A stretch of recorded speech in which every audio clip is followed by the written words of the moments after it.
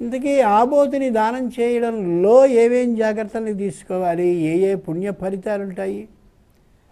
ఏ ఎద్దు మనకి కనిపిస్తుందో ఆ ఎద్దుకి భార్యగా ఉండేటటువంటి గోవు సామాన్యురాలు కాదు. దేవతలందరూ తమ యొక్క ద్రవ్యాన్ని ఎక్కడ దాచుకోవాలి అని దేవ సభ అయినటువంటి ఇంద్రసభలో, దాని పేరు సుధర్మ, ఆ సభలో ఆలోచించుకున్నటువంటి వేళ అందరూ కలిసి నిర్ణయం చేసింది ఒకటే, ఎక్కడ ఆహారాన్ని దాస్తే ఆ ఆహారానికి ఆ చుట్టుపక్కల ఉండే లక్షణాలు పడతాయి కాబట్టి పరమాసాత్విక గౌ, చెప్పలేనటువంటి సత్వగుణంతో ఆవు ఉంటుంది కాబట్టి ఆవు యొక్క గర్భంలోనే దాచుకుందాం మన ఆహారాలన్నింటినీ అనుకున్నారు. ఆలోచించి చూడండి, అన్నాన్ని ఏ దృష్టితో మనం తింటే ఆ రకమైన లక్షణాలు మనకు వస్తాయి. విపరీతమైనటువంటి కోపంతో మటమటలాడిపోతున్నటువంటి ముఖంతో తల్లి పిల్లాడికి అన్నం వడ్డిస్తే వీడు అంతకంటే ఇంకా చిరాకు విసుగులతో తినేసేసి వెళ్ళిపోతే ఆ రజోగుణ తమోగుణ పూరితమైనటువంటి ఆహారం ద్వారా వాడిలో రజస్తమో గుణాలే పెరుగుతాయి తప్ప సాత్వికమైనటువంటి ఆహారంగా వాడికి ఉండదు.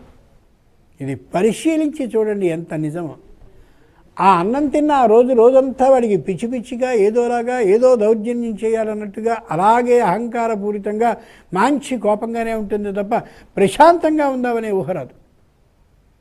అదే ఇష్టపూర్వకంగా కానీ చేసి ఇష్టపూర్వకంగా చక్కని మాటలతో కానీ భోజనాన్ని పెట్టినట్లయితే ఆ ఆనందం వేరు. అందుకోసం ఒక 10-15 ఏళ్ల క్రితం మంచి కోపం, విసుగు, చిరాకు, ఏదో ఇబ్బంది, బాధ, కన్నీళ్లతో తల్లి కానీ ఉన్నట్టయితే పిల్లలకి పాలనిచ్చేవారు కాదు, పాలని ఇయ్యనిచ్చేవారు కాదు. అదే లక్షణాలు వెంటనే ఆ రోజుకి పిల్లవాడికి కలుగుతాయనే భయం వాళ్ళ లక్షణం, అది నిజం కూడా. అందుకని పరమాసాత్విక గౌ, దేవతలకి సంబంధించినటువంటి ఆహారాన్ని గోవులో నిక్షిప్తం చేసుకోవాలి అంటున్నారు వాళ్ళు. అలాంటి ఆహారాన్ని వాళ్ళు తీసుకుంటారు కాబట్టి పరమ ప్రశాంతంగా దేవతలు ఉంటారు. రా, సు అంటే సుష్టు, రా అంటే రాంతి. సుష్టు అంటే బాగా రాంతి, ప్రకాశించేటటువంటి వాళ్ళు, ముఖం నిండుగా ఆనందంతో ప్రకాశించేటటువంటి వాళ్ళు సురా, ప్రకాశిస్తూ ఉండేవాళ్ళు సురుడు. కాబట్టి ఎద్దుని దానం చేయడము అంటే ఏ ఆవునందు సంపూర్ణమైనటువంటి దేవతా ఆహారం అంతటినీ వాళ్ళు అలా జాగ్రత్తగా దాచుకున్నారో అటువంటి గోవుకి భర్త అయినటువంటి ఎద్దుని దానం చేయడం అంటే ఇటువంటి గోవుల్ని, అలాంటి వృషభాలని ఎక్కువని చేసేటటువంటి విధానాన్ని చేస్తున్నట్టు.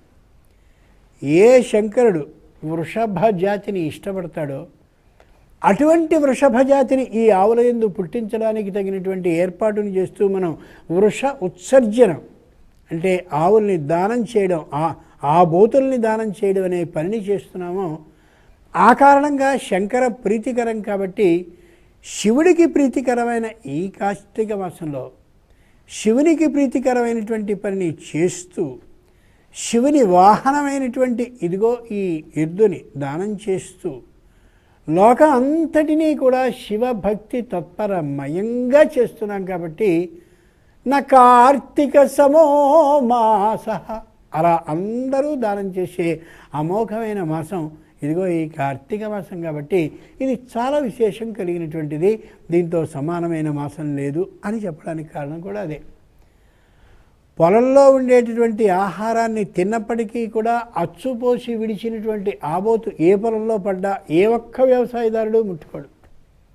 ఏమిటయ్యా అలా తినేస్తుంటే ఊరుకుంటున్నావేమిటి, కరముసుకు పోవేమిటి? పరమేశ్వరుడు ఈ రోజున ఆ పరమేశ్వర వాహనమైనటువంటి వృషభాన్ని ఈ తోటలోకి పంపించాడు, ఈ చిలకలోకి పంపించాడు, ఈ పొలంలోకి పంపించాడు, ఈ కాడికట్టు భూమిలోనికి పంపించాడు. కాబట్టి పరమేశ్వర అనుగ్రహం ఈ రోజుకి నా పొలానికి అయిందని నేను ఆనందపడుతున్నాను అనుకుంటాడే తప్ప కర్రబుచ్చుకుని కొట్టాడు.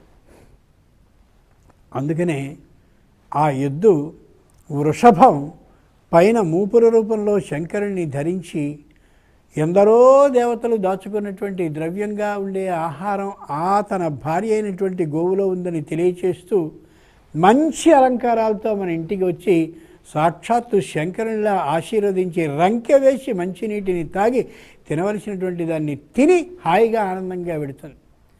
కార్తీకంలో ఎద్దు రంకెని కానీ విన్నట్లయితే మన ఇంటి ముందు ఎద్దుకి పెట్టవలసినటువంటి ఆహారాన్ని మన ఇంటి ముందు పెడితే ఎద్దు తాగడానికి కావలసినటువంటి నీటిని కూడా ఒక చేద నిండుగా పోసి పెడితే, ఇంకా ఎద్దుకి కావలసినటువంటి ఏ కూరగాయలనో చక్కగా పెడితే, వృషః వర్షతీతి వృషః కాబట్టి సంతానం లేకపోవడం అనేటటువంటి ఆ కోరికని సంతానం కలిగే కోరికగా చేస్తూ, అయ్యో సంతానం లేకపోయింది అనే లోటుని పూర్తిగా తీరుస్తూ సంతానాన్ని ఇస్తుందనేది యథార్థం.